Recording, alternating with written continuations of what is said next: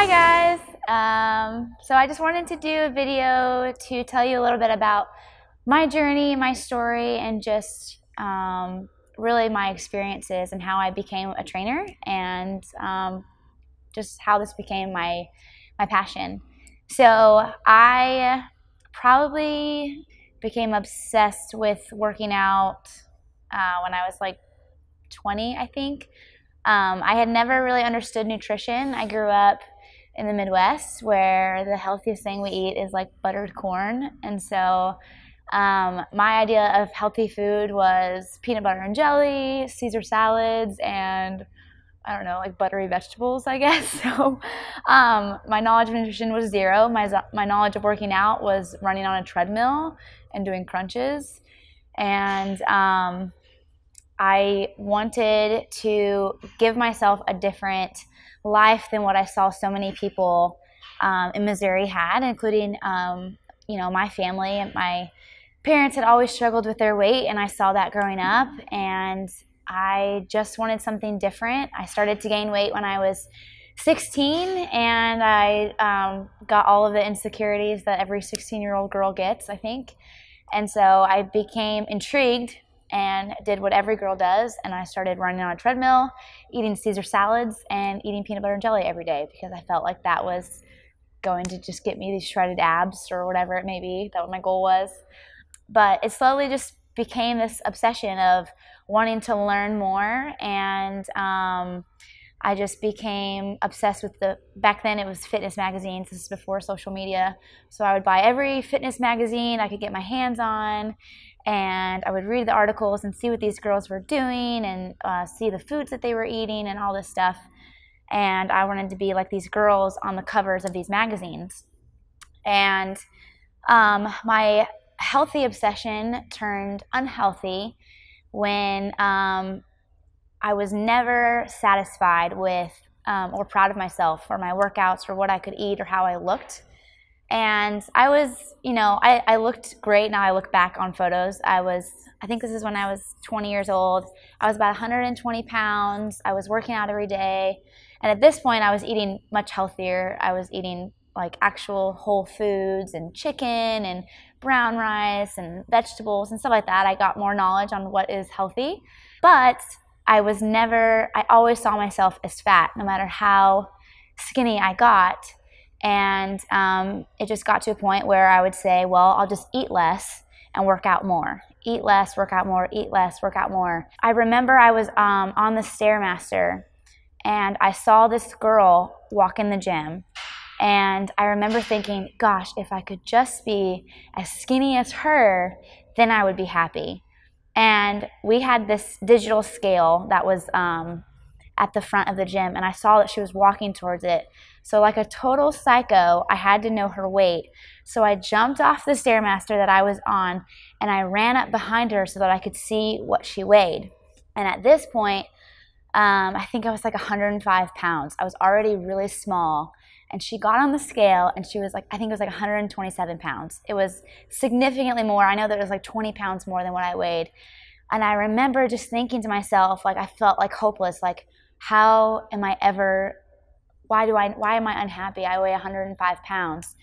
And unfortunately, that wasn't a wake-up call enough for me that I probably was just not going to be satisfied because my mentality was wrong.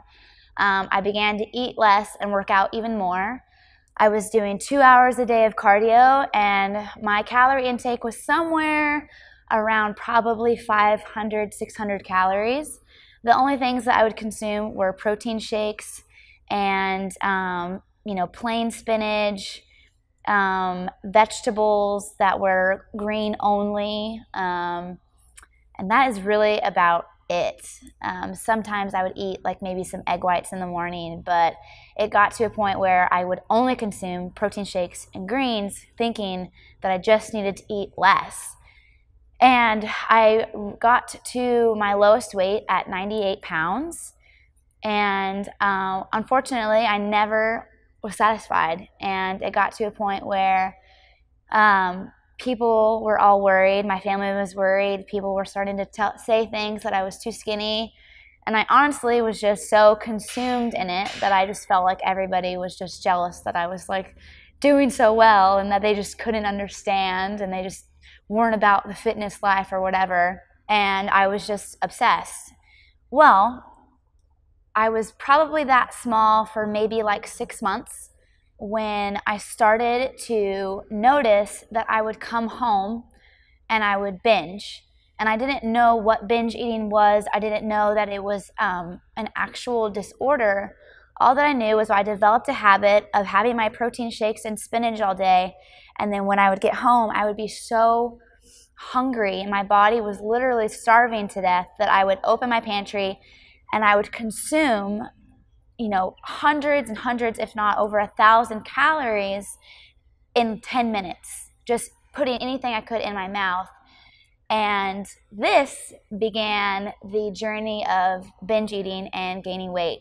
And so every day I was known as the fitness girl who was obsessed with working out and only drank her protein shakes and ate only healthy foods and would never touch anything unhealthy. And which was true. I didn't touch anything unhealthy. And but my binges were stuff that I saw that was healthy so that mentally it wouldn't mess me up. So my typical binge, get ready, was 4 Quest bars. Those are 190 calories a piece. 2 bowls of Go Lean Crunch cereal with almond milk, and then however many spoonfuls of peanut butter that I would shove in my mouth. And I added that up recently because I was just curious as to what the calorie content was on that. And it was about, if I only ate 2 tablespoons of peanut butter, which I don't really know if I even ate that little. I think I ate more, but it's about 1,400 calories that I was consuming. I think it was 180 grams of carbs. It was like 98 grams of fiber, so you can imagine what that was doing to me.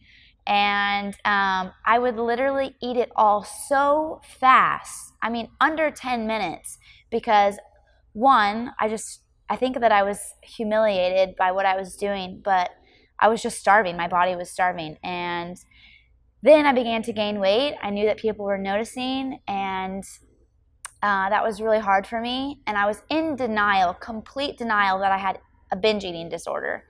I didn't even know what that was, honestly. In my head, I was telling myself that I was eating healthy. And I remember getting ready for work, and I couldn't get my pants to fit. And I remember that first feeling of like, oh crap, and feeling slightly hopeless. Oh, this is gonna get me emotional. Gosh. I gained, I think it was 70 pounds in 14 months. And I was so humiliated, and it was the worst time for me. And I remember sitting in the car with my mom. At this point, I had gained I think 40 pounds. And I just sobbed, and I told her that I felt trapped and hopeless, and that I was never going to be able to be happy with my body, have a good relationship with food, and that I was just absolutely hopeless. I just didn't know what to do. And at this point, I still really didn't understand just how to have balance, how you can eat food and enjoy life and work out and not be obsessed. So that was where I was at. I got up to, my heaviest weight was, I think, 167 pounds. And I finally just gave up, and I reached a point where I hated fitness and I hated anything healthy. And that was where I was at. So I pretty much quit working out there for a while and decided to just eat whatever I wanted. And when I did that, I finally was able to break this horrible bond that I had with food, because if I wanted something, I would just eat it.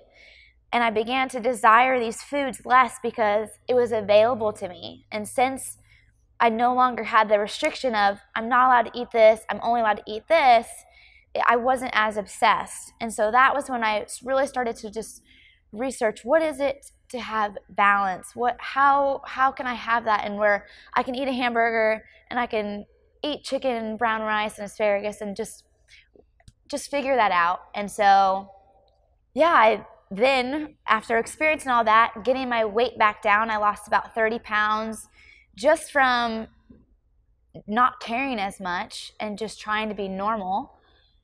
And I started training these girls at my work twice a week. We had a gym at my office job. I worked for the government, and it became the most exciting part of my week. And I remember just being so stoked to write their workouts and to put them through a workout and hoping that they loved it.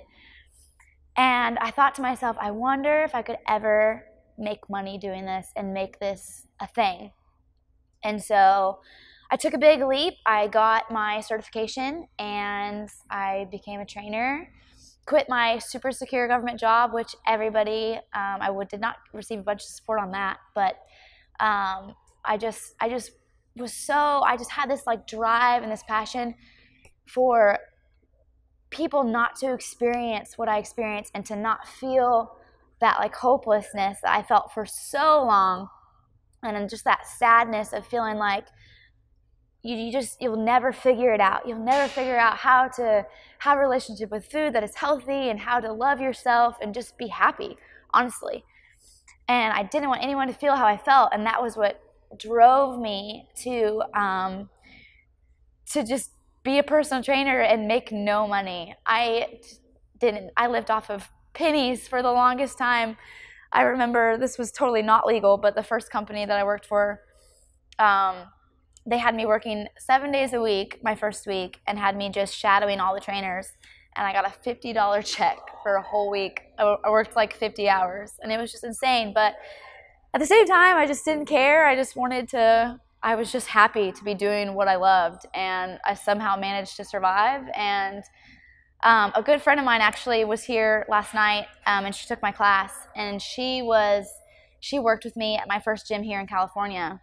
And she told me something that just like made my heart so happy. And she said, I remember, she's like, when you were coaching tonight, I remembered you sitting down your first week I was at 24 Hour Fitness. She's like, I remember you sitting at my desk and just going, oh my gosh, and feeling hopeless that nobody would buy training from you. And she's like, and look at you now. She's like, I just watched you tonight and you were this is what you were meant to do. And it's so true. And this is 100% my passion and what has always fueled me through the really hard times of, not making money and, working for some companies that just weren't so great. It was just, I just loved helping people understand that like we can make anything better. We can make your relationship with food better. We can make you feel better. We can give you, that positivity and encouragement, and it's just what's always fueled me. And so I am so proud of myself, mainly just for where I'm at with balance. I have such a healthy relationship with food. Today, I had pancakes for lunch, and it was amazing, and it was regular syrup, and I'm 100% guilt-free on it, and I'm going to have chicken and asparagus for dinner, and I've just reached a place where there is no stress whatsoever about what I eat, because my mentality about what food is that it's fuel for my body to put myself through the strenuous workouts that I love to do. And I'm just so proud of myself, and I'm stoked, and I want everybody to feel how I feel, and that is why I do what I do. So yeah, that is a little tidbit of Bliss Mode and how I've reached this point, and I hope you guys have enjoyed it. So thank you.